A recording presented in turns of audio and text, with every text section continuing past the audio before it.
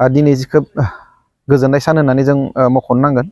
फैगौ जानुवारिनि 21 आरो 22 सानखालि दुलाराय बर' फरायसा आफादनि जा 19थि थान्दै जख'न्थाइ आफाद बा हाबाफारि बेनि थाखाय जों दिनै लाइ खुन्थिया गायसनबाय, लोगोसेनो फिरफिला बिर होनाय जाबाय। फैगौ 21-22 जानुवारिनि जा बे हाबाफारि एबसुनि बाक्सा डिस्ट्रिक्टनि बेहाय 25 आनसलिकनिफ्राय थान्दैफोर फैगोन आरो माखासे जोंनि ओनसोलनि रायजो राजा गेदारिं जागोन। बेनि थाखाय जिखिनि नांगौ जखानि जोंनि थान्दै जख'न्थाइ बेखौ जों दिनै मेजारमेन्ट लानानै बे खुन्थियाखौ गायसननाय जाबाय आरो बे हाबाफारिया खोब मोजाङै जानानै थांबाय। आरो बेयाव आं गायसनगिरि हिसाबै आफा बोराइ बाथौनि सेराव आर'ज गाबनानै आं गासैबो हाबाफारिया जाहाथे मोजाङै थाङो, मोजाङै जोबलाङो बेनि जानानै ओनसोलनि रायजो राजानि जानानै आरो मावथिफारिया हान्जानि जानानै आङो गसाइनि सेराव आर'ज गाबनानै आङो मोजाङै जोबलांथोंखौ आसा थिनानै आं दिनै हाबाफारिखौ मावफुंनो हायो।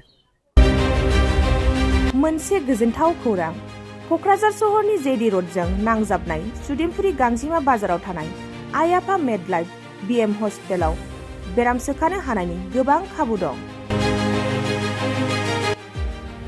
आइ आफा मेडलाइफ बिएम हस्पिटालनि फेसिलिटिफोरानो जाबाय medical laboratory, pharmacy, paediatrics, medicine, gynaecology, dental, urology, dental X-ray, play area, X-ray, sonography, OT, ICU, NICU एबा पिआइसिइउ आरो आइ आफा मेडलाइफ बिएम हस्पिटाला 24 घन्टा जेब्लाबो खुलायै थागोन। लांलाय लाबोलायनि एम्बुलेन्सआबो मोजाङै सार्भिस थागोन। ओनसोलनि सुबुंफोरा बेराम आजारफोरजों भुगिनानै थाना दंब्ला थाबैनो नोंथांनि देहाखौ फाहामथाय लानो क'क्राझार सहरनि सुदेमपुरि गांजिमा बाजाराव थानाय आइ आफा मेडलाइफ बिएम हस्पिटालाव गोख्रैनो फाहामथाय लाफैनो हागोन। आबुङै मिथिनो थाखाय 9101655430 एबा 8822 688 026 जानबुं नम्बराव खौरां लाहरनो हागोन।